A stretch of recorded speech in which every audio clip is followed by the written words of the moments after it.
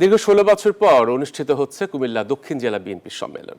বেলা ৩টায় Comilla town hall মাঠে সম্মেলন শুরু হবে। নেতাকর্মীদের মধ্যে বিরাজ করছে উৎসবের আমেজ। সম্মেলনে ভার্চুয়ালি যুক্ত হয়ে বক্তব্য রাখবেন বিএনপির ভারপ্রাপ্ত চেয়ারম্যান তারেক রহমান। প্রধান বক্তা হিসেবে থাকবেন স্থায়ী কমিটির সদস্য সালাউদ্দিন আহমেদ। সম্মেলনের উদ্বোধন করবেন বিএনপির ভাইস চেয়ারম্যান বরকতুল্লাহ বুলু। সর্বশেষ এই জেলায় সম্মেলন হয়েছিল ২০০৯ সালে।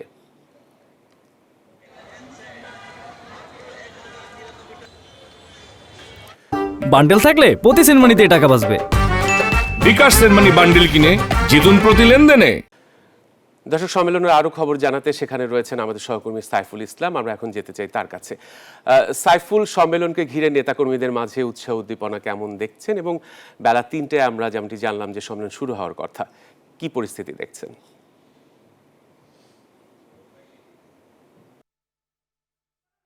আপনাকে ধন্যবাদ। আর কিছুক্ষণ পরই আনুষ্ঠানিকভাবে শুরু হবে কুমিল্লা দক্ষিণ জেলা বিএনপির আজকের এই সম্মেলন, এবং এই সম্মেলনে যোগ দিতে ইতিমধ্যেই কিন্তু হাজার হাজার নেতাকর্মী এবং কাউন্সিলরগণ তারা এই কুমিল্লা টাউন হল ময়দানে এসে উপস্থিত হয়েছেন। এবং আজকে আমি এখানে যারা সমবেত হয়েছেন তাদের সাথে কথা বলেছি, তারা প্রত্যেকেই বলছে যে ১৬ বছর পর আজকে যে সম্মেলন অনুষ্ঠিত হচ্ছে সেই সম্মেলনকে ঘিরে তাদের মধ্যে একটি চাঙ্গা ভাব রয়েছে, তো উৎসবমুখর পরিবেশ রয়েছে। এবং তারা বলছেন যে গত ১৬ বছর ফ্যাসিস্ট সরকারের কারণে কুমিল্লা দক্ষিণ জেলা বিএনপির সম্মেলন সফল করা সম্ভব হয়নি। বারবার উদ্যোগ নেওয়ার পরও কিন্তু সেটি করা যায়নি। এখন যে নতুন পরিস্থিতি, বাংলাদেশে একটি ইতিবাচক পরিস্থিতি রয়েছে, সেই পরিস্থিতির ফলে বিএনপির ভারপ্রাপ্ত চেয়ারম্যান তারেক রহমানের নির্দেশে এই সম্মেলন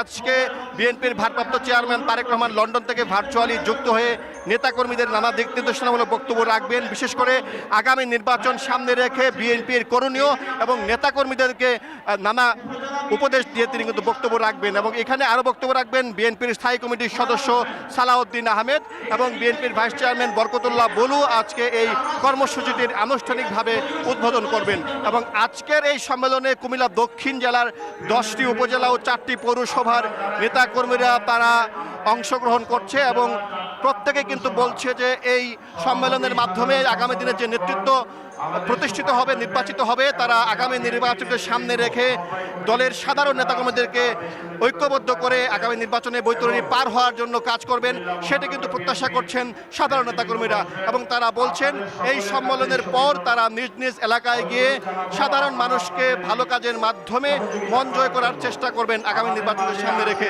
এই ছিল আমার কাছে কুমিল্লা টাউন হল ময়দান থেকে সর্বশেষ পরিস্থিতি।